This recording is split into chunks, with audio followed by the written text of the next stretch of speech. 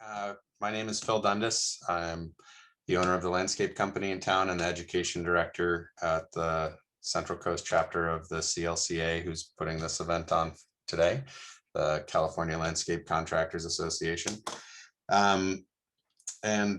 We wanted to, bring everybody together to talk about this issue. It's an important issue. It's particularly relevant to our community.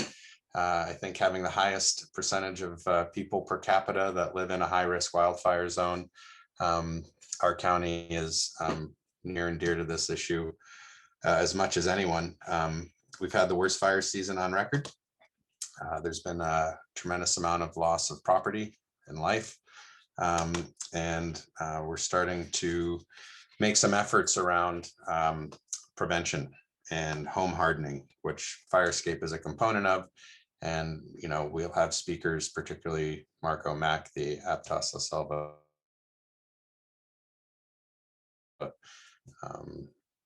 fire marshal, about steps you can take around the home. And we want to bring basically to people's attention some of the resources that are available. So the agenda we have presented for you. I'm going to talk a little bit about firescaping, and that focuses more specifically on the landscaping around the home. Martin Quigley, who's the executive director of the UCSC Arboretum, is going to talk specifically about plant selection and how we can incorporate that into creating more defensible space. Then Marco Mack, the Aptos La Selva fire marshal, is going to talk about home hardening and some issues around wildfire and the wildland-urban interface. Then Liz Croft, one of the owners of Soul Property Advisors and the president of the Women's Council of Realtors, is going to talk about some insurance data and other information that's relevant to homeowners. Ed Hayes is going to talk about the Fire Safety Council, which is a local organization which provides resources for people around the wildfire issue, as well as Lynn Sestak. He's going to talk about Firewise and how communities can come together to work together to make their space and communities a little safer. John Kern's going to talk briefly. He's a professor at Monterey Peninsula College, and he's offering a class on firescaping and has some very impressive and credentialed speakers that are going to be part of his curriculum. And then I'll just say a few words about the CLCA at the end. And then we're going to open it up to a Q&A.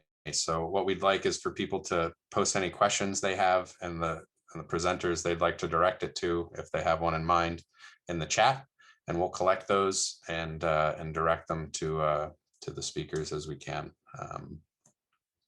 at the end. So I'm going to go ahead and get into the presentation. David, you're going to have to get out so I can get in. And there we go.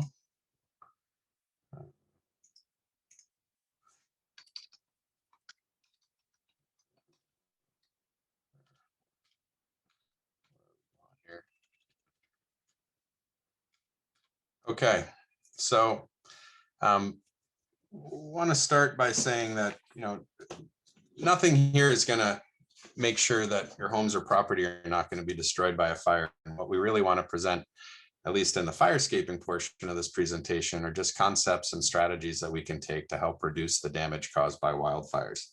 One of the themes that we're going to be talking about in particular in this regard are embers. Embers are the greatest threat to homes during wildfires. I think over 80% of the property destruction has been caused by ember casting and not by a fire front. I mean, if a fire front comes, there's really not much anybody's going to be able to do to stop that from coming through their property and over their home. But we can take steps to reduce and make it more difficult for fires to grow and cause property damage and damage to human life, loss of human life, and putting our first responders at risk as well while they're trying to protect our properties. So flaming embers can be blown or lofted, for many miles. I spoke to a number of people at CAL FIRE and at the fire departments who were really themselves amazed at how far some of the embers were cast, like up to 8 miles in some instances, maybe more commonly, within a mile that we see around here, but they can really travel quite a big distance.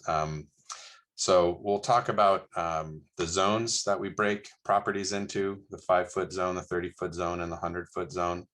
And we'll talk about reducing fuel continuity and reducing receptive fuel beds around the property. An important, interesting note is that PG&E did a study that showed that with current emission levels and climate change at the rate that we're growing, they expect that the wildfire burn areas to grow as much as 43% over the next 30 years, which is huge, because this year I think we had over 4 million acres burned. So, you know, bump that up to 6 million acres in a year, and year over year, that's a lot. So it's definitely a serious issue, a huge issue on the West Coast. And as we've seen, particularly in our community, that the fires came back in the middle of winter, which was just amazing in January. So as we said, here's some pictures from Bonnie Doon that a homeowner provided to us. These are embers that they found on their property. You can notice they're 5 inches wide. It's huge. These aren't campfire embers. They're not little sparks. They're huge sources of fuel that are capable of creating a huge amount of damage and destruction. So we can see as they get cast, the crown fires are really the worst, as the fires, and Marco will speak to this more, but as you know, the fire gets up higher in the tree, and the casting gets further and further afield, which increases the issue. So what can we do? How do homes survive low intensity wildfires? Well, we take a number of strategies. The first is the maintenance of vegetation. There's being aware of combustible materials on your property: leaf litter, wood piles, lawn furniture, propane tanks, lattice, just kind of taking a look around and reducing the opportunities for fire to spread. And then you can also take an approach with the design and layout and incorporation of fire and ember-resistant construction materials and plants. The safety zones that I was talking about are 5-foot zones, the 30-foot zones, and the 100-foot zone. I'm sorry, I'm on a call. I can't talk right now. Okay. Sorry, life. So basically, when we break these zones down, the 5-foot zone is probably obviously the most important zone. I think the zone that people are most familiar with. You know, anything within 5 feet of your house: overhanging branches, patio furniture, you know, seat cushions, privacy screens, lattices, decks, gates. Pay special attention to shrubs and other flammable objects near your home. So if you have plants near your house, particularly near windows, which can shatter from the radiant heat and then expose the whole home to embers and fire, and look for leaf litter, pine needles, and other easily flammable things. Basically, when you take a step out into the 30-foot zone, this space is more for slowing or stopping the spread of wildfire, removing all the dead plants, mowing grasses and weeds, having wider spaces between your limbing plants up to trees up to 10 feet from the ground. So that's a big thing, because we definitely want to prevent the horizontal fuels from getting up into the trees and the tree crown, because that's where the greatest damage starts to happen. So as we get out into the 100-foot zone, we're just looking to slow the rate of spread and keep the fires out of the treetops. And that's something where for a lot of properties, that's where the community effort comes into play, because you know, you're usually talking to neighbors at that point, and having to coordinate as a community to create a defensible space. So when we're looking at vegetation management, we talk about horizontal and vertical fuels and trying to break fuel continuity and ladder fuels. So a defensible space breaks ladder fuel and interrupts the spread of fire to your home. We also want to reduce fire intensity by reducing fuel continuity and flame height. So even by thinning things out, pruning, separating, you know, any step towards reducing and eliminating the fire is basically a worthy goal. So here we have some pictures of what a vertical ladder fuel looks like. You can see the picture on the left. You have the flame on the ground, which has been spread as a horizontal ladder fuel, and now it's getting up into the tree. And then from those branches, they're going to get up further into the tree and create more ember casting. So if we go through and limb those trees up, it's going to make it more difficult for those ground fires to make it up into the trees. So that's where fire breaks come into play. If you can break up the continuity and the spread of fire, you can see this picture on the right is a really good example of creating a fire break around the structures, the home and the outbuildings and back, how the trees are all limbed up pretty far from the ground. And you can see how that fire just came right through the property and left the structures relatively unaffected. So I've got some pictures of what it looks like to thin and limb. You can see how clearing out the understory and limbing up those trees is going to make a big difference if a fire comes through there.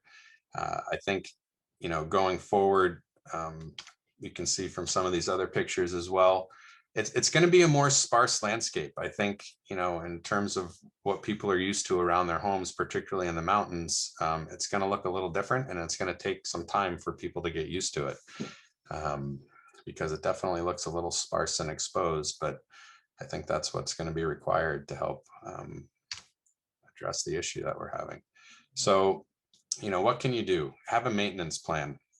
This comes in the vegetation management category. So every month, if you can, you want to reduce, thin, separate, remove dead material, keep plants near the home hydrated and fire resistant, which Martin will talk about. There are definitely plant choices that you can make that will, definitely help in that end. And there's always going to be tension between the water issues we have in our county and reducing water usage. A lot of these plants that we put in, like rock roses and other plants, they can survive with no water, but they're also going to be just a little more combustible if they aren't kept hydrated, at least to a minimal amount. So plants that we're used to sort of letting go and being on their own after a year or two may need to be watered a little bit during the fire season. Basically, leaf litter is a big one, pine needles.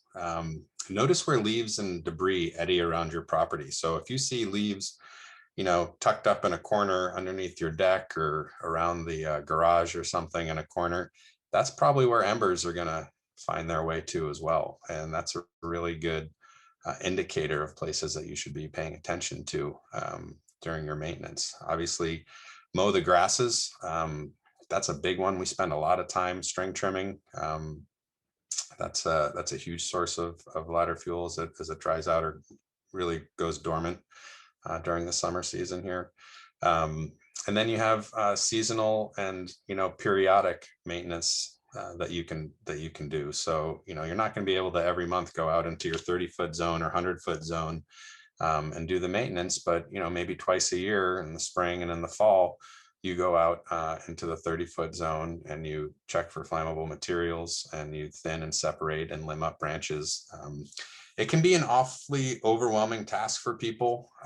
There's a lot of natural growth where we live, and it's something that you should break off into chunks. It doesn't all have to be done at once. Nobody's expecting that it all needs to get done on day one, but have a plan and make a little bit of progress this year, a little more progress next year, a little more progress the year after that, and just keep moving the needle and making it safe little by little, because it's a lot of work, and for homeowners to do it themselves, and it's expensive to have professionals come in and do it for you. So definitely think about just having some goals and keep chipping away at it. And then, every couple of years, get out into the 100-foot zone. More frequently if you can, but definitely pay attention to it and don't forget about it. So on the landscaping side, we're starting to put a little bit more thought into particularly new landscapes and renovations. What we can do to keep keeping wildfires in mind to make make the homes a little safer. So as I said, Martin's going to talk about fire resistant plants and some choices around there. There are no fireproof plants, but there are definitely some plants that are better than others. In particular, maybe planting hardwoods, maple, poplar, cherry trees, apple trees. They're far less flammable than cypress, pine, fir, and other conifers. Although they're beautiful, it's definitely something to consider, and to space them out properly and not have them right on top of each other. Choose fire retardant materials, stone, concrete, metal, Trex. So instead of wood edging, which people use quite a lot of, metal is a good choice. If you're building a deck and you're up in the mountains and in a high risk area, Trex is probably a good choice. It's far less flammable than redwood. And creating breaks, create fire resistant stones, create stone walls, patios. Gravel is a very good material for slowing the spread of ashes. It kind of gets caught in the nooks and crannies as it's blowing across the ground, and can slow down or stop the spread of embers on your property. I think in the past where we had large areas and we'd come in and put down 10 yards of mulch to cover an area with a few plants, we're moving more towards putting in, gravel and different aggregates on the ground and keeping a small mulched area over the root ball of the plants. And that's just a design change specifically to address this issue. You want to be aware of the direction of the sun and the wind. If you're on a south facing slope, particularly southwest, which a lot of where we live on the West Coast and in Santa Cruz are mostly, west facing and south facing slopes here. That's something to consider. Your south facing areas are going to be a lot more combustible, a lot drier. And with the wind coming from the west, you just want to be aware of what direction that's coming from, and the fires coming from that area too. So you can see that I've got some pictures here of mulch right up against the edge of a wood deck. This is an example of a ladder fuel. You can see here, decks and fences create fuel continuity. You can see this fence right up to the side of the house. There's a lot of leaf and pine needle debris on the bottom, which caught fire. It's going to catch that fence on fire and go, right into the home. Likewise, to the right, the deck, you can see where the embers have dropped all over, not just, one or two spots, but, pretty substantial and considerable damage by those embers getting caught into the gaps on the wood deck. That's a real issue, something to keep in mind. For new landscapes and renovations, there are some designs, and these are two examples that I found online, which I thought were sharing. You can see how this home on the left survived a pretty intense wildfire. It went right around it. They had a big break. All the vegetation was kept lush. They had a small stone wall around the perimeter. They had good separation between their plants for the most part. You can see on the right, within 5 feet of the home, it's all pretty much rock and concrete. And then they have a nice, fire break with this gravel area. It's almost kind of a dry creek bed, but really not much vegetation near the house and up against the home. And that's definitely an ideal situation if you can do that. So I think people going forward, certainly with new builds, are keeping this in mind, and just be aware that it's out there and available if you're in that situation. And this is just a picture of what we don't want to see. This is sort of the worst case scenario of fuel, and you can see how far the flames cast going up the slope, and the radiant heat is enough to do a significant amount of damage to that home. So this is the kind of thing that you want to address over time and start working away from your home and thinning this stuff out and taking care of it. Yeah, I think that's about it on the firescaping side. I've got some resources here, some links. If anyone's interested, you can always message me or contact me later. There's a tremendous amount available online, but these are some of the ones that I found particularly helpful and useful. And I know other people will have some as well. And that's all I have. I think, Martin, you're next.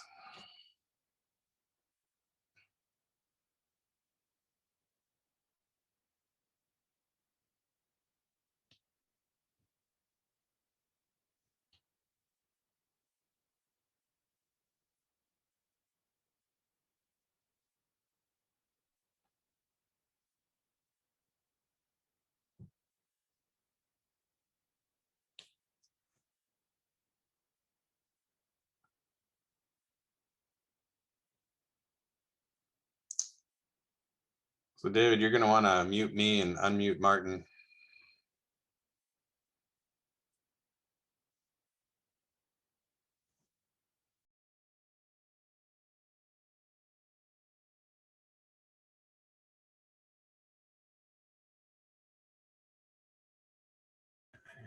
Unmuted. Okay. Hello. Am I there?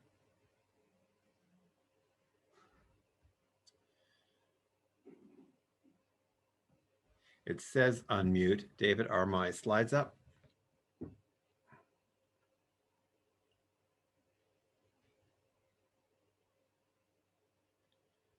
Hello. All right. Let's go to here. I think we skipped the first slide. All right.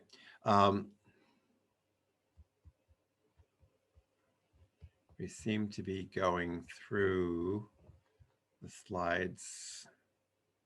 David, can you go back to the beginning of my slides?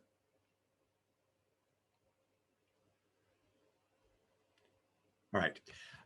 So my message is that even when you're putting up a defense for fire in your landscaping, you do not have to sacrifice color, seasonality, and lushness. A lot of the fire-wise recommendations seem to introduce a lot of hardscape, that is walls, pavement, cleared zones. And my message is that using many, many plants, you can have a lush, colorful, year-round landscape without looking like you're always poised on the edge of an emergency. So what we want to do is to use the structural elements of the landscape to prevent fire incursion. That is to remove the upper shrub layer anywhere near the house so that there's no opportunity for laddering for a fire at the ground level to climb into the canopy and from there to shoot embers onto the house, but also to use plants that have some natural resistance to fire. And those include a lot of succulent plants, plants that can actually have fire go over them and not ignite because of the water content of their leaves or stems.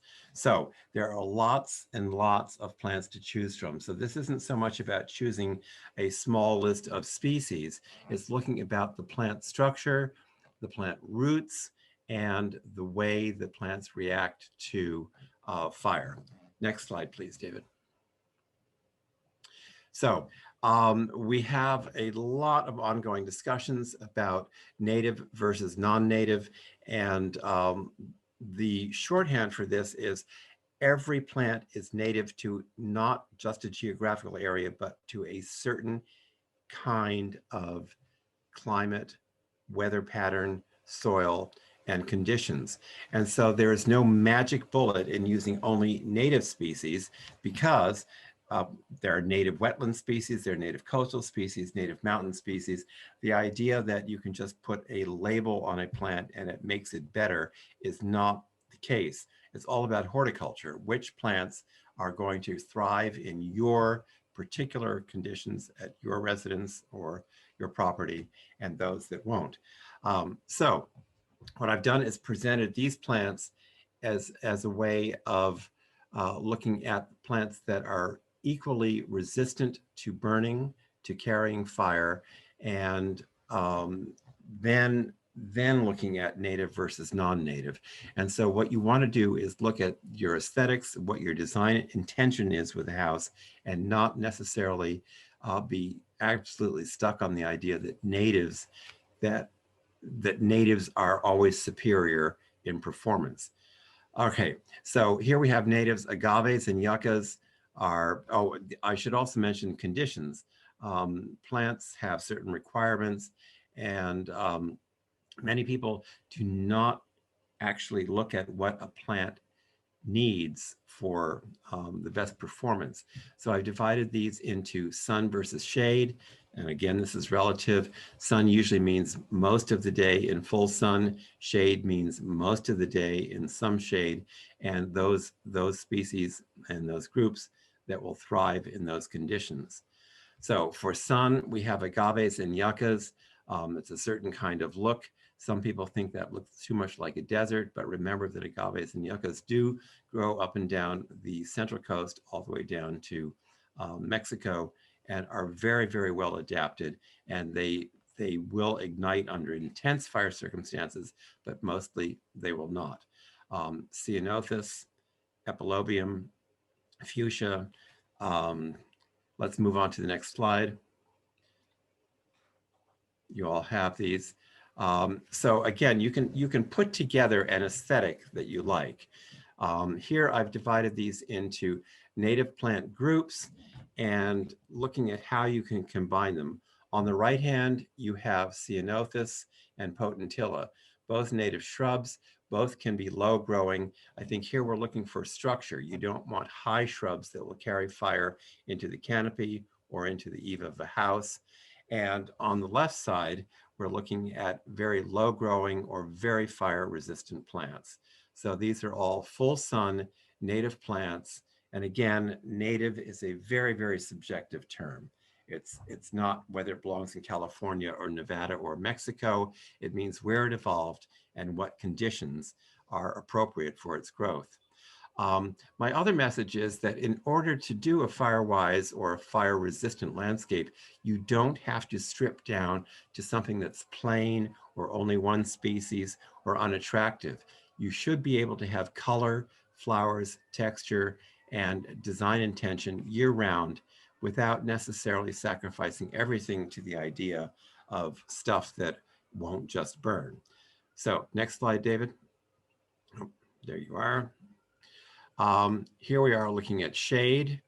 The Asarum, the wild ginger, this is a very, very low ground cover, does wonderfully in shade, especially under tall canopy. The ferns, of course, the ferns absolutely must be in shade. And in many cases, they do require extra moisture. One of the criteria for a sustainable landscape for me is something that leads little to no supplemental irrigation after it is established. And that should be your hallmark. If you have to keep your plants watered all year round, then you're setting yourself up for great losses in the cases where you can't water, or whether, or if you have an extremely long, hot, dry season. Oregon grape is a wonderful plant. There are several varieties and several species. Remember, there are cultivated varieties which have been selected from native plants, but they perform better in one way or another. The Oregon grape has wonderful yellow blooms in the spring, followed by very bright blueberries, which are also edible, and that's why the early Anglo settlers called them Oregon grape. The California iris, Iris douglassiana, is spectacular when it's in bloom, and it also makes a great and practically fireproof ground cover the rest of the year. Next slide, David. Here we're looking at exotic or introduced species. These are species that evolved elsewhere. Remember, here on the Central Coast, we're in a Mediterranean climate that is hot, dry summers, no rain at all, and cool, moist winters. And so there are other parts of the world, particularly in the Southern Hemisphere, Australia and South Africa, that have plants that are excellent here and that will go through fires without any damage at all. For full sun areas, we have aloes and aeoniums, aloes from South Africa, aeoniums from the Mediterranean and the Canary and Azore Islands, grevillea from Australia, daylilies, which have been hybridized, and the Stelladoro is one that blooms constantly throughout the year. And then finally salvia, which is a wonderful genus, hundreds of species, and some are native, some are not, but they all make a very low growing, very colorful, long blooming ground cover. And these things, if a fire did come, they might be scorched, but they really would not be wiped out. And the main point here is that these plants will not carry a fire. So you can have color around your house. You don't need a blank slate. You don't need concrete and gravel exclusively to protect your house. If you have low growing, either juicy leafed plants or plants that have very low fuel value, you will not have to worry about a fire being carried across them. Next slide, David. Oops. Here we have some introduced plants for shade. The winter creepers, this is euonymus. All of you will have access to these slides, and so you can look them up online. Lots of information on them. And all of these are available here in the Central Coast nurseries. Grevilleas, they're ground cover grevilleas. Most people think of grevilleas from Australia. They bloom many, many months of the year. Some of them are tall shrubs, which I would not use. They're fire adapted. That is, if they do burn, they will come back from the root. But here I'm highlighting Grevillea medusa, coastal gem, and other species and varieties of ground cover grevilleas, which are pretty much ironclad fireproof.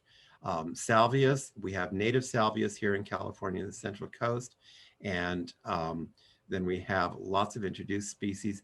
These also bloom most of the year and are incredibly useful in a firewise landscape.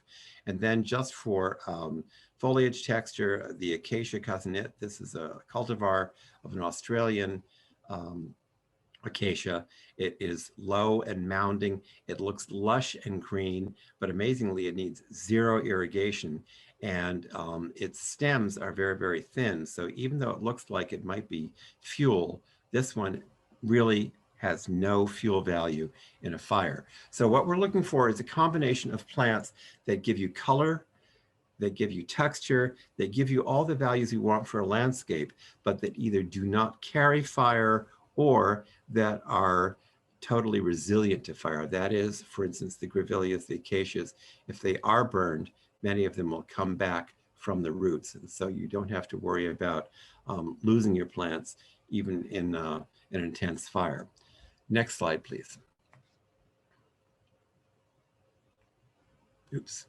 And here is one solution to a completely fireproof landscape. This is mostly succulents.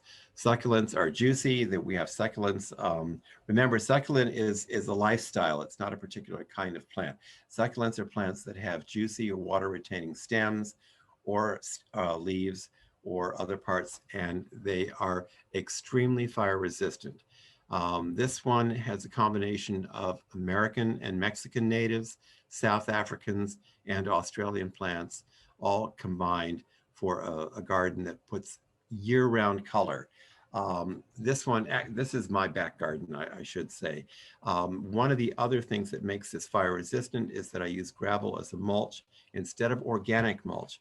Organic mulch can be really, really problematic. I've seen fires start in urban areas where people have tossed a cigarette into a shrub or flower bed that is piled high with bark mulch. Bark mulch decomposes, it blows away, and it also is just as good for weeds as it is for the plants you wish to cultivate. So in our situation, I think that gravel mulch, either gravel or stone, is the best way to maintain a fireproof ground level that will also promote healthy plant growth.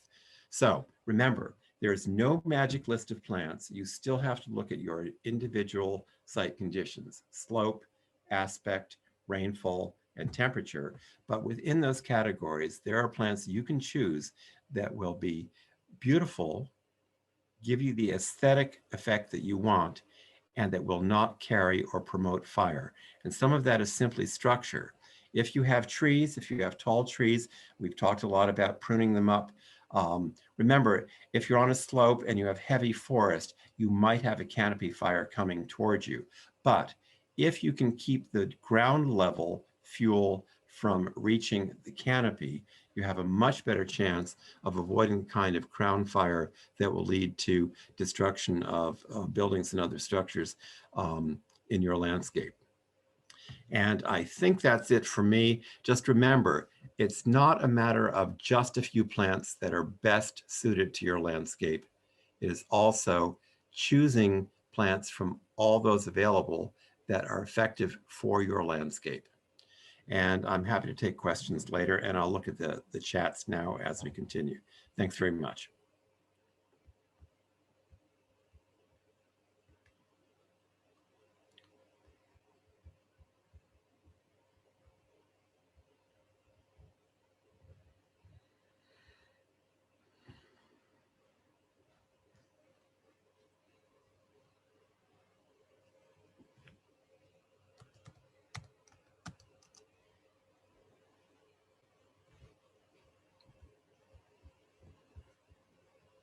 Oops.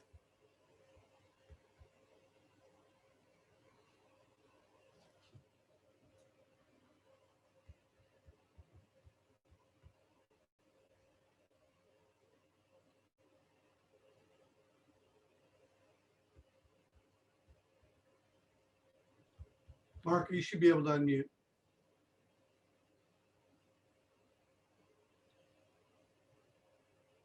Got muted again. Okay, how about there?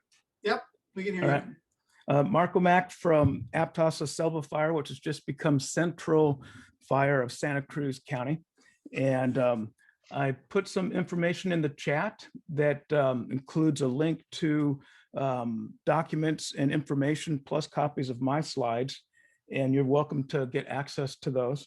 And I'm going to be addressing understanding wildfire behavior as well as working into home hardening. And the strategy that we're trying to take in Santa Cruz County is how can we become a fire adapted community and bring information to residents to understand what would a fire look like as it comes to your property.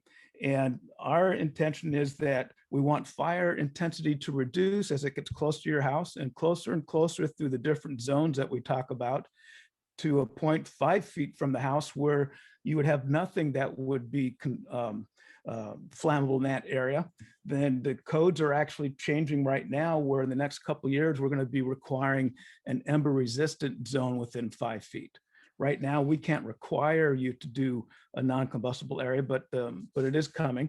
And the idea that we're looking for is homes that have survived wildfire. When you look at those pictures, like this one house survived, the commonality of that would be those homes typically have a 5 foot area around their home that's not combustible.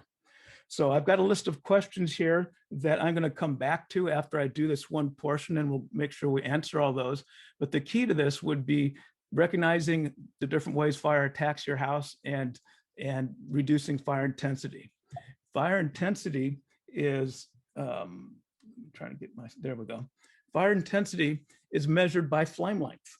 So if you look at this first picture that I have here, direct flame contact, flame could burn all the way to your home.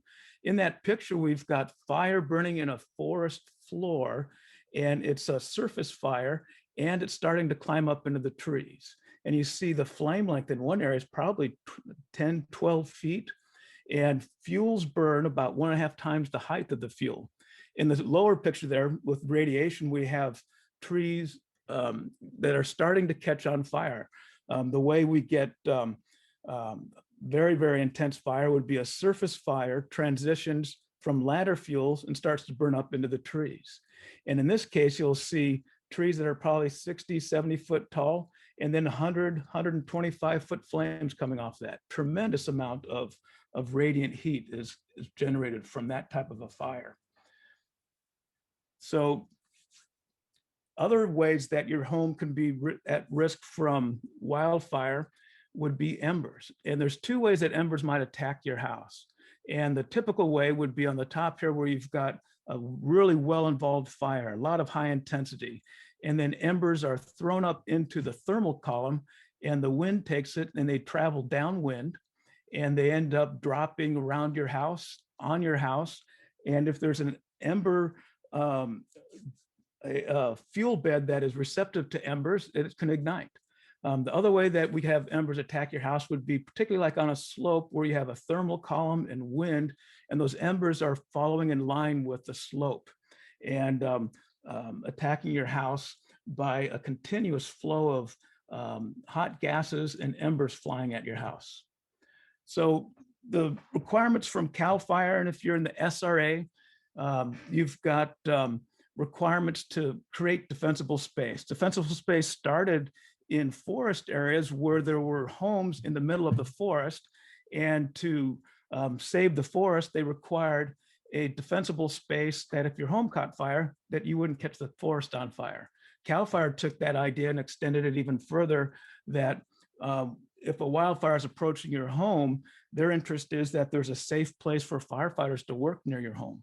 Years ago, we had a terminology that we used quite readily, and it was called "your home's a winner or a loser." We would decide if we were going to do structure protection around homes in a community, and we would pass on the homes that are losers.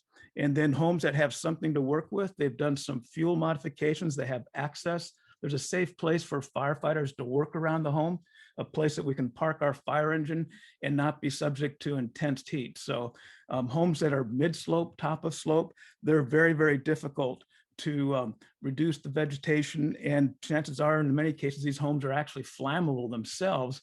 Very difficult to protect a home like that. So we're looking at adding a new concept of ember-resistant zone for 0 to 5 feet. I like the idea of thinking of that as being non-combustible. And then the 5 foot to 30 foot, I like the terminology clean, lean, and green. There would be very few things in that area 30 feet from your home that can ignite from embers. And if a fire is traveling along the surface as it gets to your home in that 5 foot to 30 foot, that's decides if your home is going to be able to save itself. And the flame length would get less and less.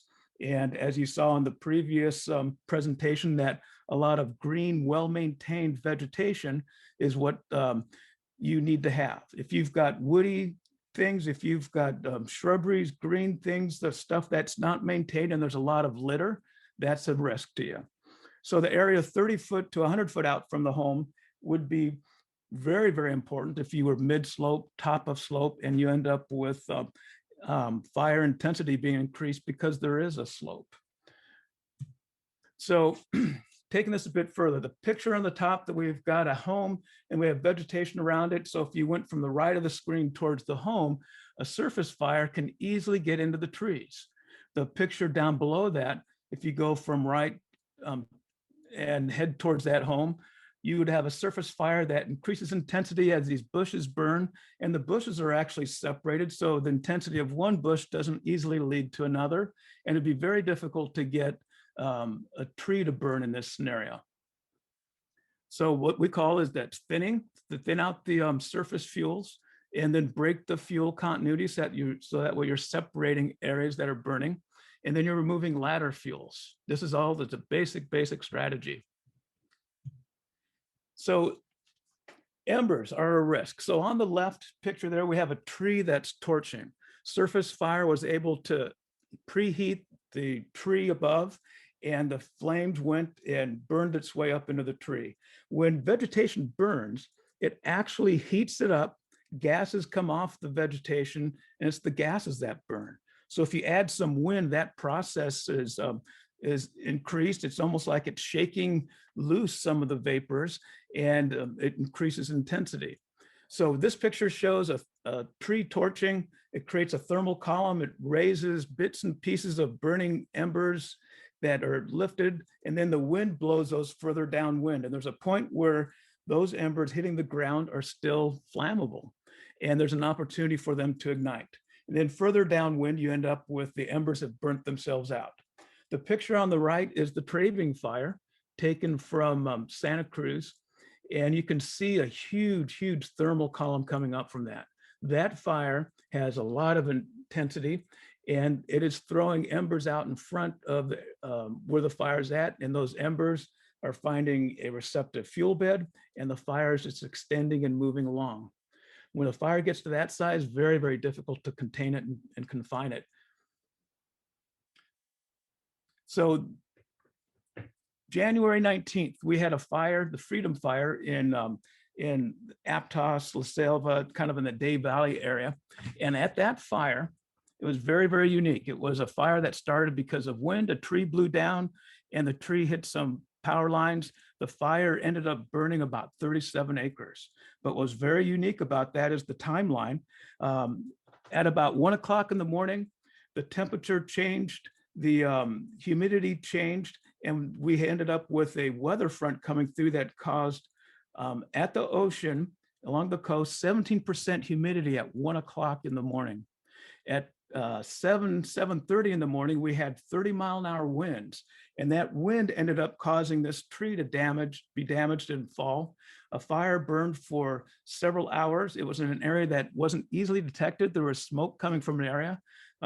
We did not have a report of exactly where that fire was. We were in the area of Freedom, which is very, very rugged between Freedom and White Road. And the fire was burning through that area. And what ended up happening at about 10 o'clock, it burned up a slope into a grove of redwoods, and we burned 140 redwoods that were juvenile, like 8-inch to 16-inch trees that were 60, 70 foot tall. And those trees burned in a patch of like 50 foot by 75 foot area. And it was like a freight train coming through. There was 120 foot flames coming off these trees in January, and it sent embers out, and embers actually traveled a quarter mile and started a spot fire. And it started a spot fire on a north-facing slope, which is very, very green. It burned for several more acres on this other slope. So we had this extreme fire behavior. This could have been prevented if that redwood grove had been limbed up even 6 foot. So a very low intensity surface fire was able to race up into the trees. It was extremely, extremely scary. So this is Klaus. He's my friend from Germany, and he's going to give us an example of what not to do. So I would expect that in this picture, you can see he's standing there. He just lit these reeds on fire. So it's an area that's probably like 3 foot by 6 foot area. And he must do this every year. But you can kind of see that his pants are fluttering. And when you watch this video, you're going to see that this is a very high intensity fire, extreme fire behavior because of wind. And the size of the fire right now, it's like he just kneeled down, he lit the reeds on fire, and it's going, and it's kind of like a good example of a receptive fuel bed for an ember that is in there. So we're going to watch Klaus, and the end of this story is within 60 seconds, you have high intensity flames. You've got like 12-foot torching flames. So Klaus is watching this. It's starting to take off. You can kind of see the wind. Look how lush and green the background is. This is an area that gets a lot of moisture, but the wind adds intensity. It's extreme. You see the flames moving to the left. The thermal column isn't going up. The reeds aren't burning. The thermal column's going to the left. It's preheating the material next to it, and it's catching fire. So next to this is some green shrubbery, and it's an area of vegetation that's not well maintained. If you open that up, you'd see a lot of dead duff and other material in there. You can kind of see it's not burning the green. It's got white coming off of it. That's the moisture from the green, and the inside of the bushes is starting to burn.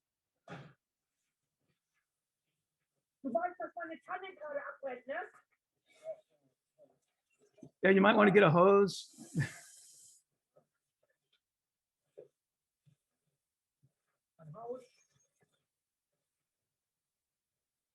So look at this. Within 60 seconds, we have torching. And it was a very, very little ember that was in an area that was a receptive fuel bed, and it moved closer and closer to the homes. If you look at hedges, and generally they're old, they've been around for a while, they have a lot of dead material in it, that's very, very dangerous to have close to your home. So I'm going to go back to the beginning here and through these questions. Why do some homes survive a wildfire? it would be that the residents have reduced the amount of fuels, particularly as you get closer to the home. So then that way the fire intensity is less and less. If you have a wood fence that's attached to your home, it could theoretically catch fire somewhere, and then it leads to the home, and then it burns all the way to the home. So the factors that increase fire intensity, wind is the big one. When we have red flag, particularly September, October, November, you need to be prepared for high intensity fire. And you'd want to make sure police around your home that there is nothing within 5 feet of the home that can burn. Plastic trash cans, things like that, move them away from the house or inside the house. I like what some of the folks had talked about in Marin County, where if you get your evacuation order and you're in a high risk area and you have gates with wood fence attached out, if you left that gate open, there's an opportunity of providing a separation between the house and a wooden fence. So is your home ignitable? Is it combustible? Is your home at risk? You have to do much more of vegetation clearance around your home, and you really need to work on that 5-foot combustible, non-combustible area around your home. And then our concern for a home being defensible. Is it a safe place for firefighters to work? Can the firefighters park? We call it a temporary refuge area, a place I can park my fire engine when I'm at your home to do defensible space, and I can get access to the water supply. And we're trying to create this mechanism where it's your yard, your house, and we're trying to help you understand what a wildfire would look like coming to your house. So then that way, the things you do, particularly within 30 feet of your house, there's an opportunity that you're going to protect your home. So that way you only need to prevent your home at being at risk from flying embers. And embers are so small that there's an opportunity to not get an ignition within that 1 minute or so that it continues to burn as it strikes your house or around your house. That would be the time that we're looking at that you could save your home. So I'm going to switch to this other video.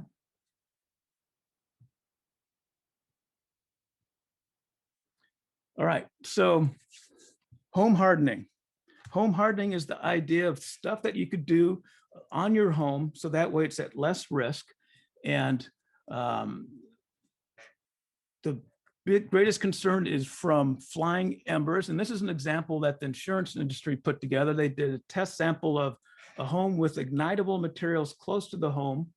Embers fly at the home and they ignite. On the right, you still have a wooden structure in front of the stoop, but the structure itself and the siding is fire retardant. And the biggest component is there's nothing else that's really ignitable around the home. On the left, they put mulch on the ground. I've been to vegetation fires where all the mulch is burning. And it's just amazing how, particularly in red flag, where you have low humidity and wind, it's just easily ignited, and it just continues to burn, and it draws fire all the way to your home. So I have another video here, and this is a sample of details from one of these tests where they put generators and throw embers at your house. And there's other videos that are available of this online, and that timing of materials start to catch on fire was within a minute or so. And the embers flying around, they're going to find anything that's a receptive fuel bed and start igniting that. And you don't want that close to your home. So the gutters are a big risk if you have embers. If you're under redwood trees and you always have that duff coming down, we're actually getting to a point where maybe you consider not even having gutters, and that you manage your wildfire risk or your water risk on the ground.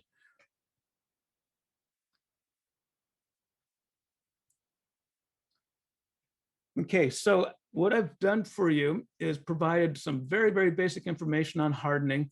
I've provided some handouts and some resources that we can refer you to, and you're welcome to contact me by email, and I can send some more information to you. But this is just some basic information about defensible space, reducing fire intensity close to your home, and bringing that awareness to you. There's great concern with insurance companies, and we're trying to help residents understand what their wildfire risk. And we're seeing two things that insurance companies are looking for. And one of them is, we've had residents telling us that Mercury Insurance is asking if you're in a fire-wise neighborhood, and we'll provide more information for you in this presentation for that. And the other would be, I'm expecting that an insurance company is going to ask you for, show me a video of 5 foot from your house.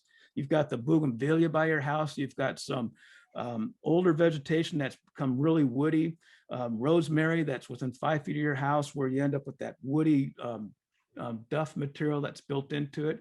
We need to change our idea of what vegetation looks like close to our homes, and move hedges away, move those things that create that woody material, and ember receptive fuel beds. Okay, sir, that is the end of my part of all of this. And I'm going to send you back to the rest of the group.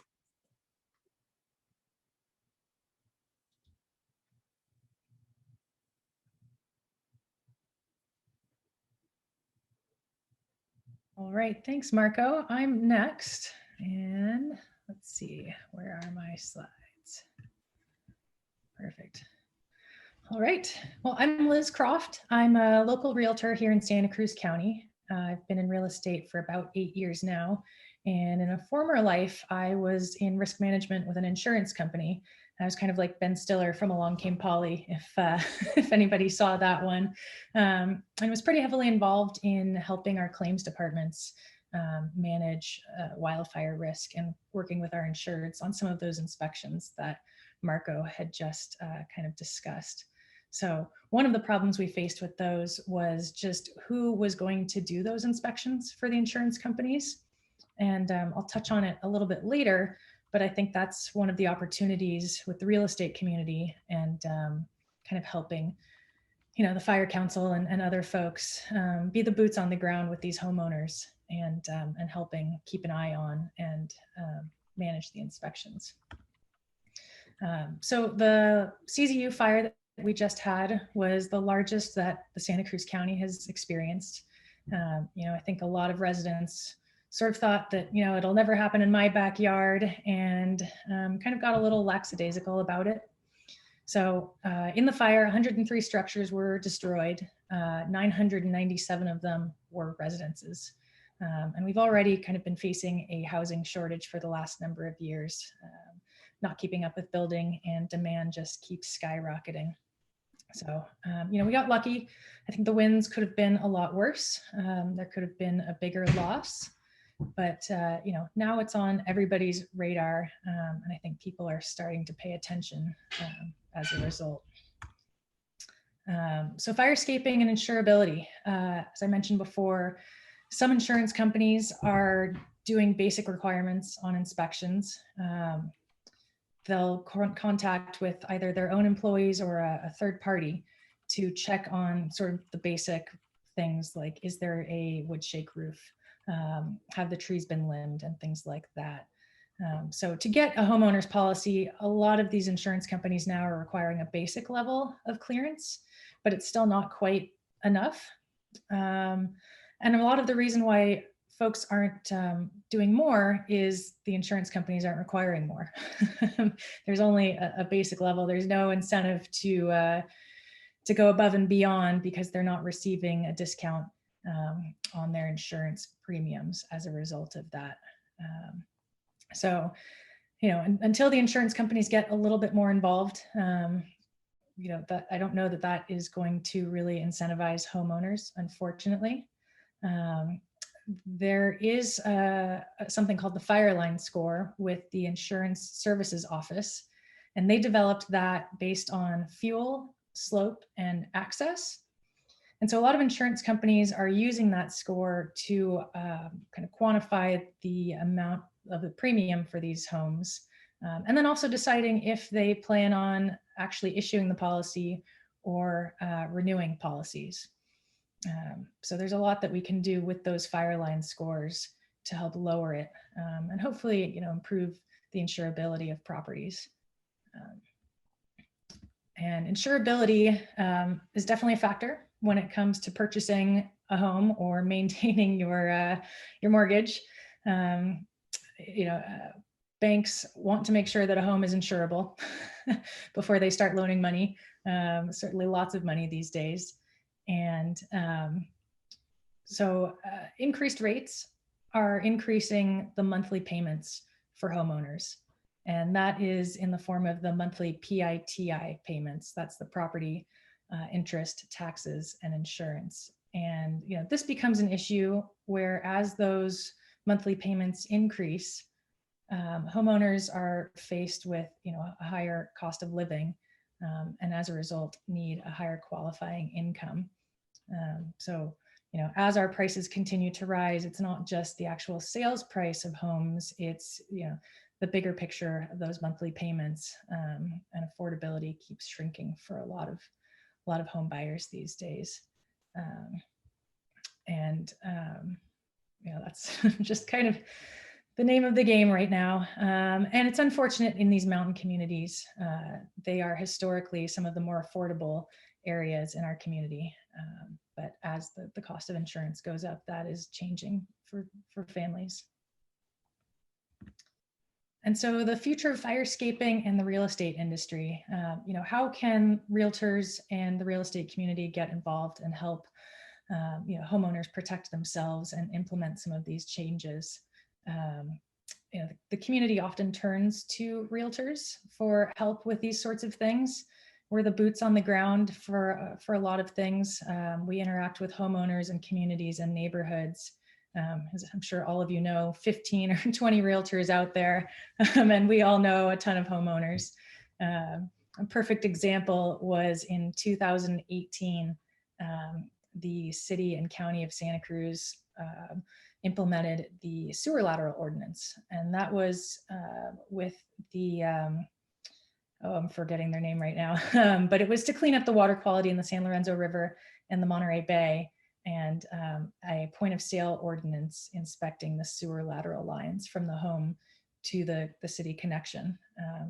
And at the transfer, making sure that those have been repaired or replaced, just to help with the groundwater. So, there's a lot of fuss about that, and oh my gosh, it's going to be so expensive and it's going to cost our homeowners so much money and the inspections are going to take forever. But 2 years into it, the community and the industry has really jumped on board and understands the importance and how to navigate it. So, I see with the firescaping, I could definitely foresee, and I think it's already in the works, point of sale changes to what is required for hardening homes, and requiring that disclosure be addressed by the buyer and the seller. So it might be sort of like the water retrofit certification that's required, and that is low flow toilets and shower heads. Now the responsibility can be transferred from a seller to a buyer. Obviously it kind of is situational. Every home is different. Every buyer and seller's needs are different. But there's already a few disclosures that are rolling out from the California Association of Realtors. One of those is the home hardening retrofit, the HHDA, if there's any industry folks on here with me. And that is a disclosure that sellers are required to provide for homes built before 2010. They weren't built to the same standards as homes that are newer. And that is a checklist of things like the roof, siding materials, and things like that. So I think there's a lot of opportunity for the real estate industry to help with this and to help educate homeowners and implement some of these checklists at the time of sale, just to add another layer of help with inspections and education and making sure the work is done. So we'll see what happens with that in the future. And if there's any questions, here's where you guys can find me. And with that, I will pass it off to the next presenter.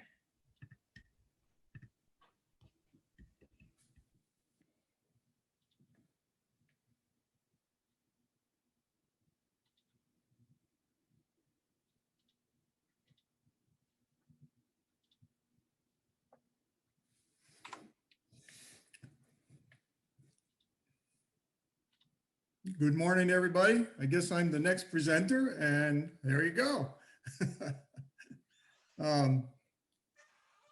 I'm representative. I'm a board member on the Firescape Council of Santa Cruz County. The council was set up a little over 3 years ago now. The Santa Cruz County Board of Supervisors, recognizing that there was not a countywide organization that actually worked on educating the public about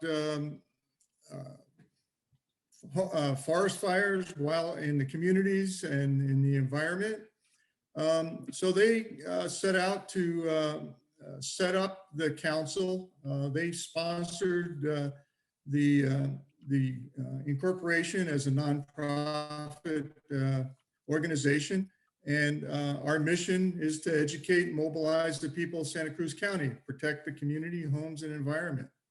One of the main reasons that the county finally recognized that there should be some organization looking after things like this in the county is that, as you can see by the statistics below, about 3/4 of the county is in what is called the WUI, or the wildland-urban interface. And so with the main purpose behind the council is to make sure that we stay on top of what is the latest prevention and defensible space opportunities. So a couple of things that we do in particular is to educate the public. So we've had, in the last couple of years, we have had grants that helped us sponsor meetings like this. We did a lot of them in person the first couple of years throughout the county, and did a home hardening presentation. And in this past fall, we did actually with Cabrillo College, we did an educational course that was done over two Saturdays like this, that was much more detailed into how to harden your home, the work that could be done, and things like that. So next page, please. What we tried to do with the council was bring together as many stakeholders within the county that have interest in fire prevention. And as you can see, we've been able to get quite a bit of participation. We're hoping that in the long run, we'll be able to use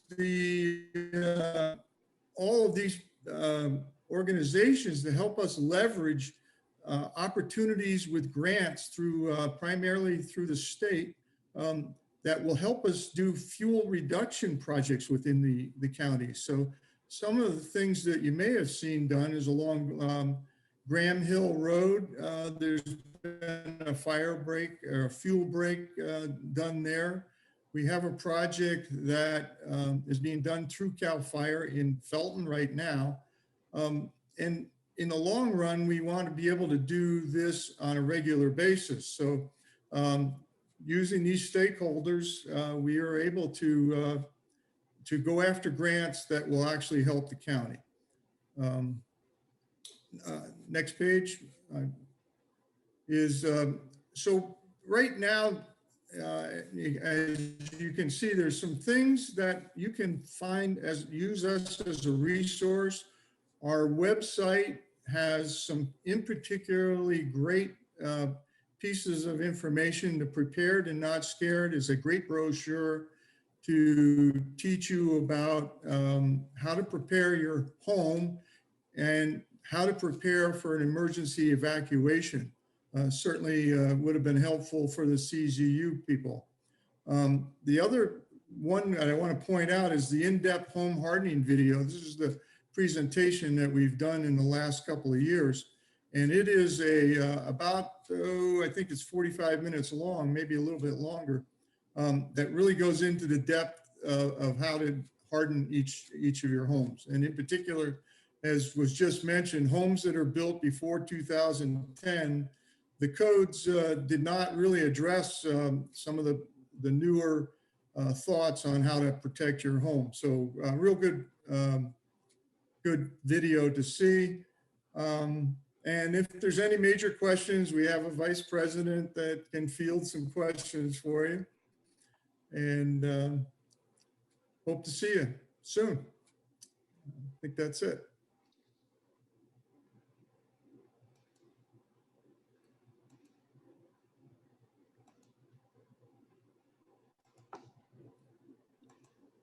All right. Can everybody see my screen? All right. My name is Lynn Sestak, and I'm a volunteer with Firescape Santa Cruz that Ed just told you about, and also a volunteer with the Santa Clara Firescape Council as a Firewise coach. And so what I'd like to do is just briefly tell you about what Firewise USA is. And if you'd like some more information about it, you can contact me afterwards. I'll leave my email address in the chat. So up until now, you've been hearing a lot about home hardening, individual work that you can do around your own home. And so how does that relate to Firewise? So Firewise is a method for connecting community members together. Because even if you do the best home hardening job in the world around your house, if your neighbor's house catches fire, your house is likely to catch fire too. So Firewise USA is a framework that helps neighbors work together to make their homes more, or their community more fire safe. And as Liz mentioned, and others have mentioned, it's also something that insurance companies are starting to pay attention to. And you're also making your community safer for firefighters to come in to try to defend your home. So Firewise USA is a national program. And actually, many of you attendees on this call are Firewise leaders. So it's really great to see people from the community here. So Firewise USA is a national program. There's about 1,600 sites nationally. Here in Santa Cruz County, we have 10 recognized sites already, and we have about 10 that are in progress seeking to achieve that recognition. It's a framework that helps neighbors collaborate with their community to reduce risks. There's 6 basic steps for a community to follow, and then you would apply and receive this recognition. In terms of like, why would you want to do this? I had already mentioned the possible insurance benefits. It helps your fire professionals want to actually feel safer coming in to defend your community. And you also promote a lot of camaraderie within your community. At the base of this slide, I have a list of some of the locally recognized Firewise communities, just as reference. So the 6 steps for Firewise is you create a steering committee, and that if you're an HOA, that might be part of your existing board. You're going to collaborate on a wildfire risk assessment with your local fire professional or CAL FIRE. You're going to host one educational event. You're going to develop a multi-year action plan. You're going to meet a minimum wildfire risk reduction investment, which for our area is ridiculously low. It's 1 hour per household, or $26 per household per year. So if you just get out a weed whack once, you've met that. And then you create and submit your application to the Firewise portal. So what are some of the benefits? It's getting neighbors together to help each other. It helps your whole community be more fire protected. You can do work parties, you can celebrate together. You could have education events, such as there's wildfire evacuation workshops that are available through Zoom, which are very beneficial, especially for our area. You can collaborate with neighbors for brush and tree clearing parties. In fact, my neighborhood is out doing a chipping and clearing party right now. So after I'm done with this, I got to go out and help them.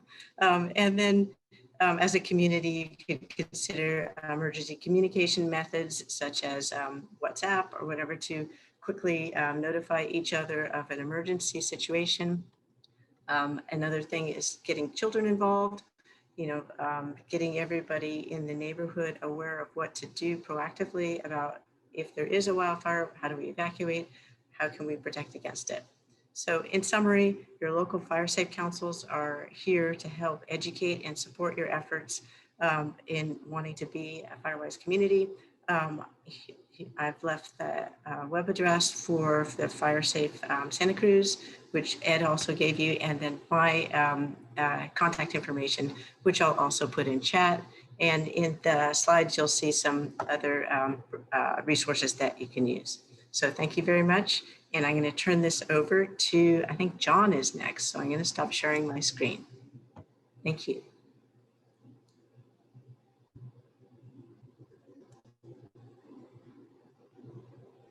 Well, look at that, it came up. So hi, everybody. It's been great visiting with you. I'm close to the last presenter, so I'll try to make it fast. I'm just here to announce and give some details about a course we're giving at Monterey Peninsula College coming up in April, 2 Saturdays in a row, 17th and 24th. We'll have approximately 2-hour morning and 2-hour afternoon with a nice long break. It may be that we've been reminded today that more than an hour and a half of Zoom is pretty hard to sit through. So we'll do our best to make it interesting and useful. As today's presentations have been, just congratulations, Phil, for putting this together, pulling these people together, very impressive. This is just, don't read the slide, this is just my cue to give you a little bit more of a description of the course. We expect to draw horticulture students who are there to earn credit, and then we expect to draw homeowners and perhaps HOA managers and board members into the same course. We will review a lot of the points made today, hardening homes, defensible space, but we're going to try to focus on how to practice horticulture in fire country. Plant selection, irrigation, rainwater collection, ways to, as Martin earlier so beautifully expressed it, not give up on beauty, color, texture, and enjoyment of our gardens and landscapes, while at the same time, maintaining fire resilience.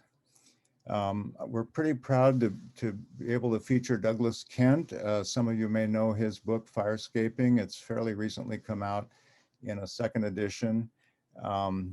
Very qualified guy, landscape architect, teacher at Cal Poly Pomona, and spent a lot of time in fire zones, post-fire, analyzing what worked, what didn't work.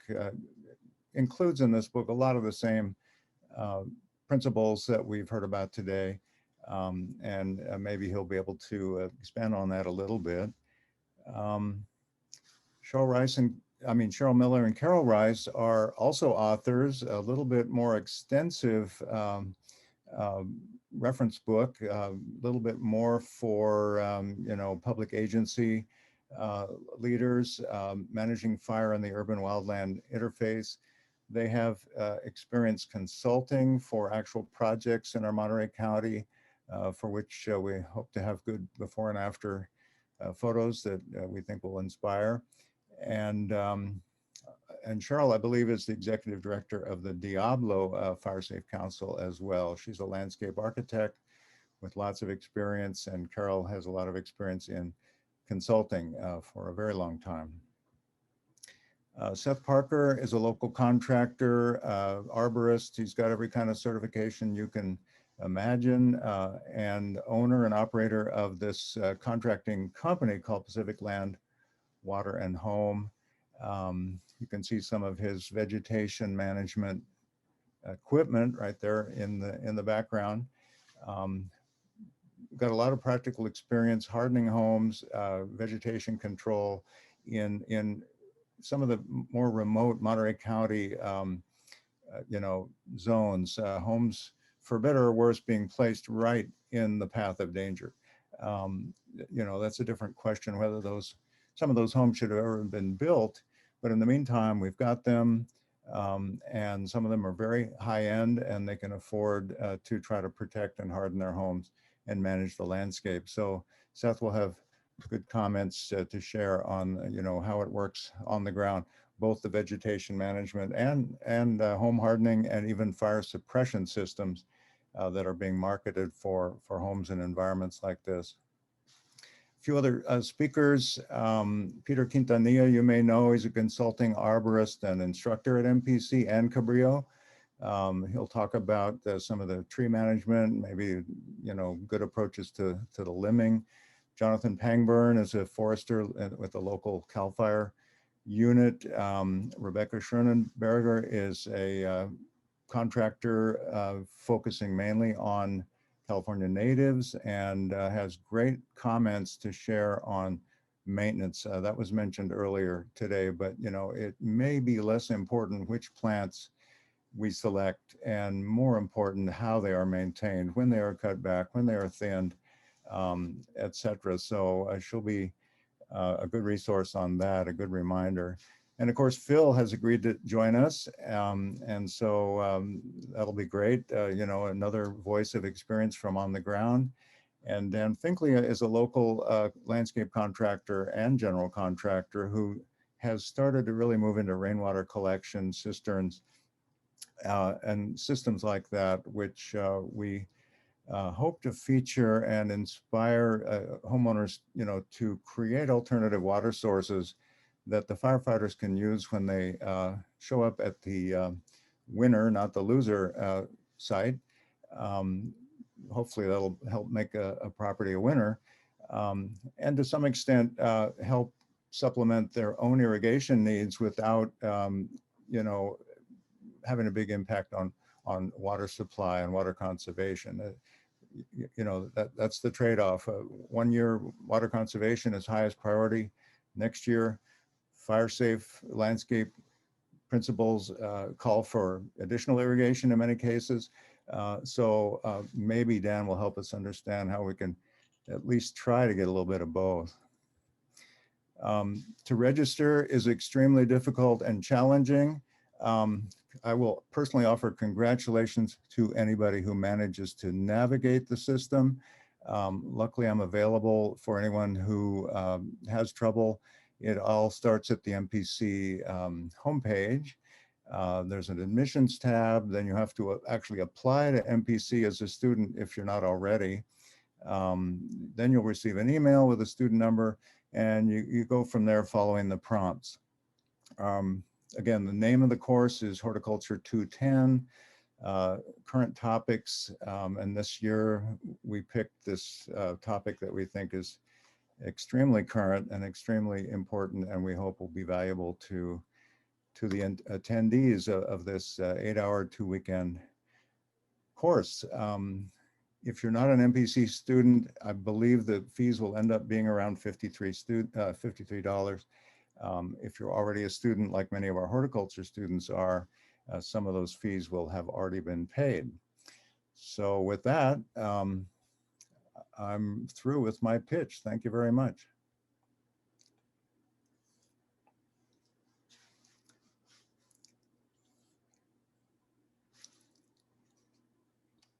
Phil, you're next. I can't, okay, there we go. Well, thanks everyone. I was just gonna say a few quick words about the California Landscape Contractors Association. We're just out there trying to bring the industry together for important issues like this and water conservation and other things that are relevant to our community. And, we're a group of local contractors that are, committed to improving our own education understanding of important issues around the landscaping community and taking them out into our community. And we have a lot of partners. We had some slides, but somehow the file got corrupted, so we can't share them, but we have a number of partners in the community that make that happen. And thanks everyone for joining today, making our community a better place for everyone. If this we were going to do some Q&A, but I've been noticing in the chat session that's going on, a lot of back and forth has already occurred. So David, I don't know if you just want to unmute everyone or allow people if there are any questions, or I should say, maybe if anybody has a pressing question that has not been answered or addressed in the chat room, maybe you could post something now, and we can get to it. And if not, then we'll let everybody get on with their weekend. Yeah, I can mute everybody, Phil, if we want to do a quick session. Sure. Yeah, let's do that. All right.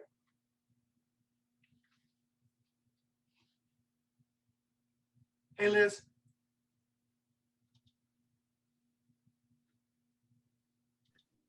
Okay, there we go. I was trying to keep track of questions that weren't answered in the chat for all of us. So in no particular order and aimed at no particular presenter. One of them was that the person that appreciates the integrated approach at supporting our wildfire challenges, but how do we as individuals and homeowners stay on top of the latest thinking, issues, resources? Is there kind of one go-to spot where you know, all of this information is staying current?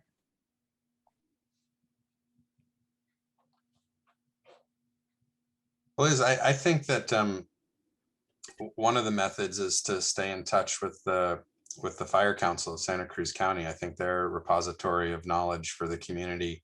That's probably the most central place in our community where people can get answers to those questions and stay abreast of you know, current and topical issues and changes in thinking in the industry. I think the groups that we've brought together today, including the Firewise Council, your local fire department, the CLCA, is interested in moving this issue forward and maintaining it as well. So I think those are the places that I'd look. Great. Another question we had is, when the soil is well hydrated underneath I think it's a 3-foot arbor or 3-inch arbor mulch layer, that'd be a lot, 3 feet, is the mulch as likely to ignite from embers? So if the soil is well hydrated, is the mulch still as likely to ignite?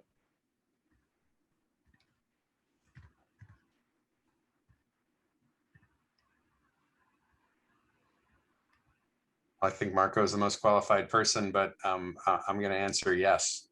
The surface, particularly in windy situations when it's hot, dry, low moisture, just because the ground underneath it is moist and the mulch is maintaining the moisture levels for the root zone, the surface, I think, is very still susceptible to combusting. Let's see, another question we had is, who is the most appropriate qualified person to visit a property to assess its hardening and Firewise status? Thinking Marco? Yeah, I'll take that one. So we're prepared for that in our fire district. And so I would normally say fire service, but it would depend on who you're speaking to and have they done some work and are they prepared for it? With the Firewise, it would definitely be starting at the Fire Safe Council in your county, would lead you to the right people, and someone within the fire departments that would have that they've worked with that would be able to be spot on with those. Does that help? Yeah. Let's see, another question is there a concern with the use of more compost wood alternatives being used to replace wood? So kind of mulch alternatives. I'll start with that.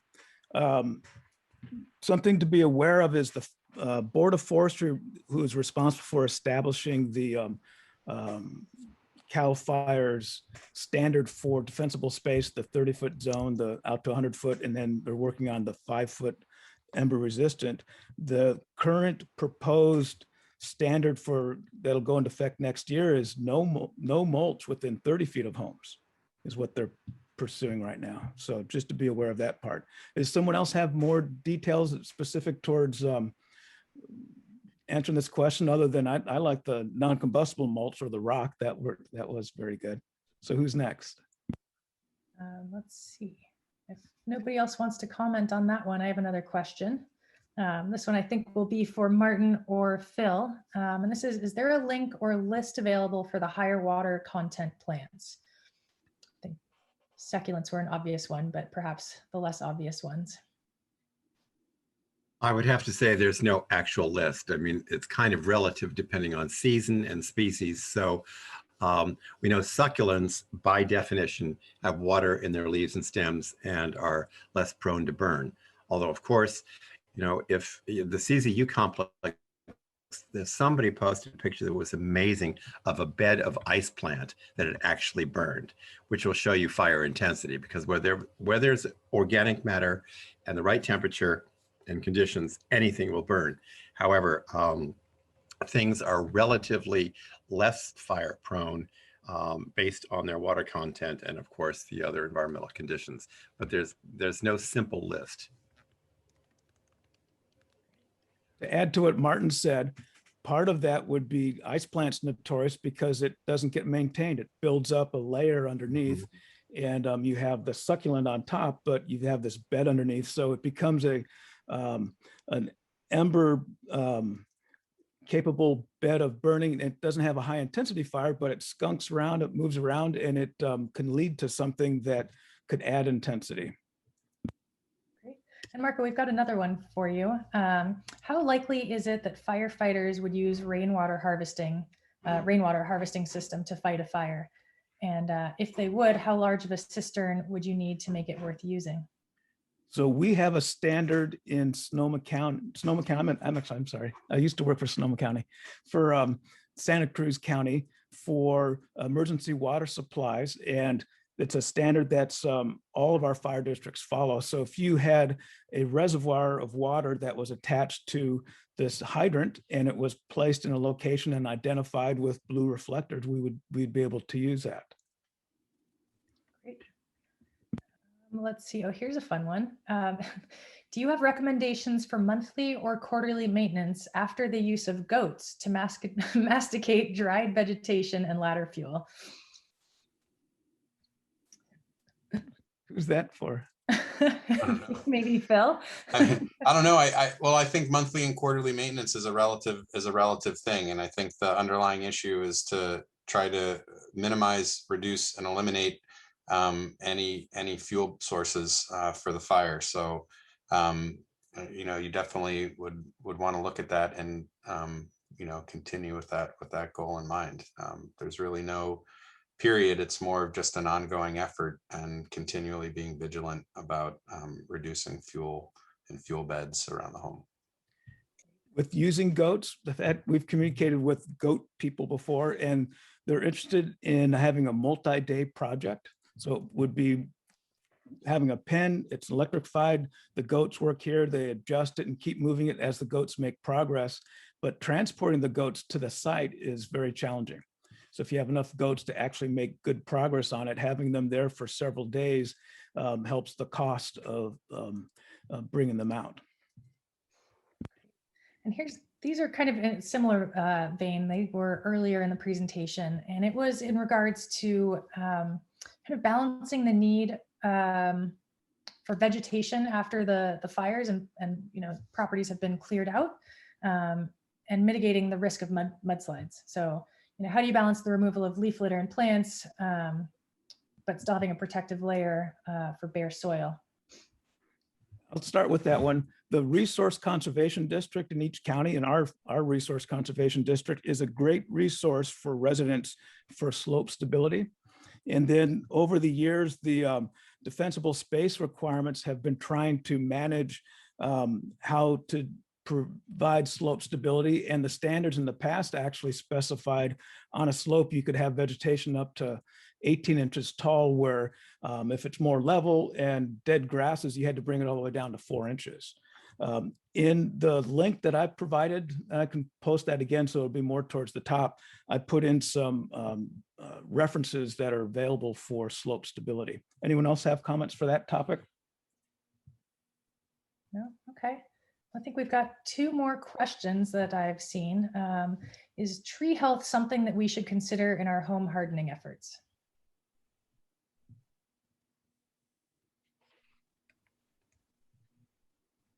Any takers?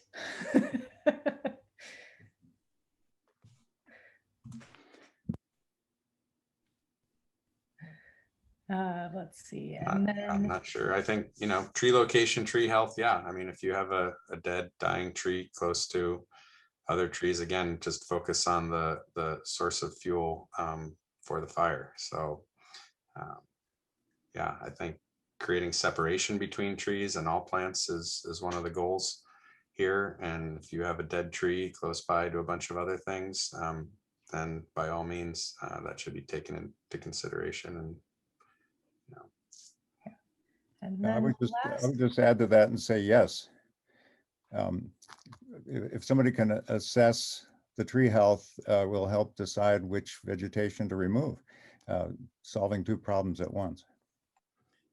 We get a lot of calls in the fire service for there's a dead tree and it's a log that's just standing upright. And as long as it's not close to a house, the amount of energy that it would take to actually get that tree to start to burn, everything would be on fire already. So it's not like it's going to add to fire intensity. But share that different too. I went out yesterday to the Freedom Fire that we had, and there was a spot fire that was a quarter mile or so away near Nuns Road. And there's probably 10 80-foot, 90-foot redwood trees with all dead leaves. That's a high risk. So you've got those leaves standing in place. Pines are notorious for not dropping their needles, and they're standing, and that's a torch ready to go. So that would be extreme risk. Compare that to leaves and those types of things on a tree that fall, and then you would end up reducing the risk by limbing the lower branches and nothing underneath it that could add intensity. So these trees that I'm referring to in near Freedom, what we're going to do is ask the residents to limb up as high as you possibly can, reduce the fuels underneath it, so that way a surface fire doesn't have enough intensity to get up into it. But it's going to be a difficult job, and we'll see if those trees survive when it was just the surface skin that was damaged. great. I think there was one other question, and that was, what is the best practice for storing firewood? The best practice for storing firewood is not near your house. The defensible space requirements specify that they should be at least 30 feet away. And then they identify putting a non-combustible tarp over them. The problem with firewood is it's all this surface area, and ember could land in there. And if you had a surface fire that can get to it, it adds a lot of intensity. So it's a great way to get a tree to burn is burn the wood pile underneath the tree. And then that energy is going to go up and burn into the tree.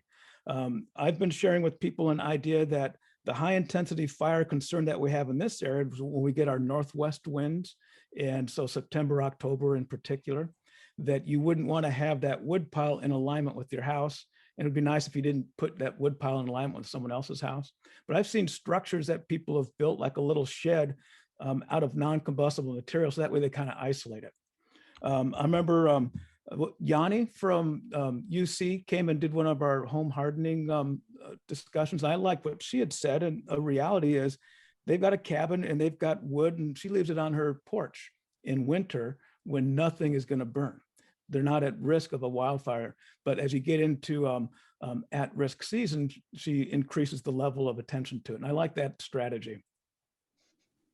And there's a couple questions about assistance programs or how to have neighbors and folks clear out their properties.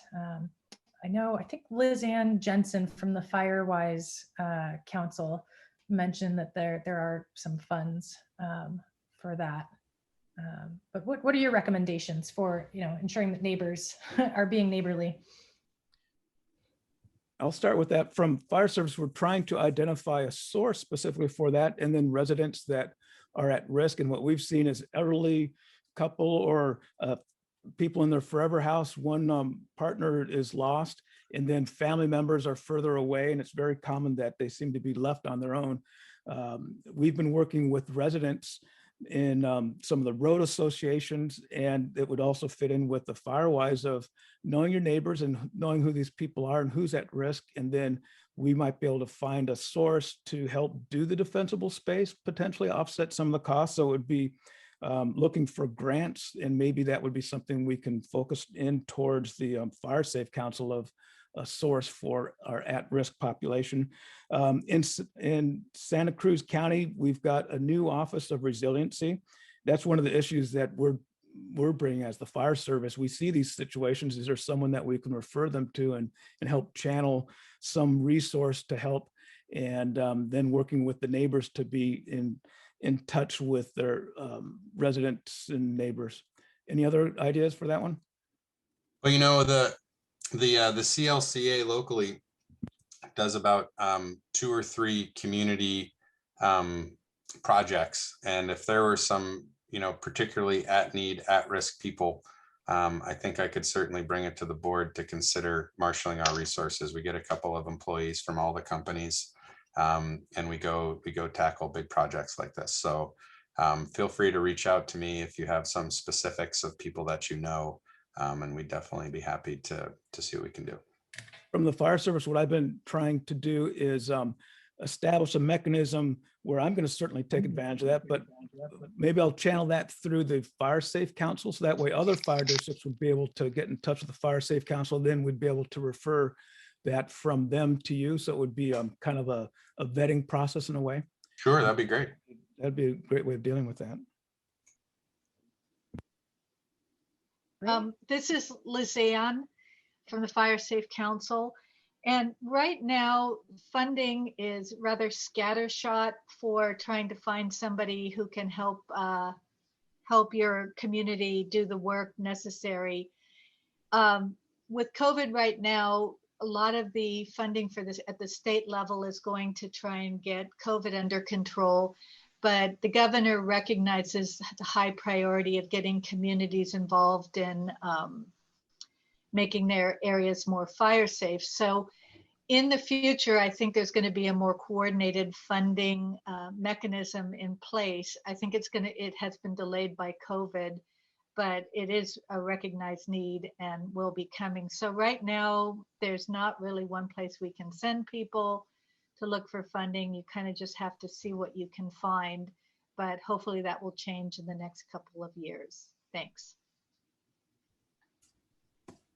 Great. I think those were all of the questions we had. Hey, well, thank you, everybody. It's really been a great presentation by everybody. A lot of good minds on this, on thinking on the best thinking on this topic. And yeah, so thanks for joining us today. All right. And we'll follow up with a link to the recording and I think some slides. Folks are asking about slides, so. Right. We'll try to pull that stuff together in the next week and distribute to the registrants. Okay, thanks everyone. Have a good weekend.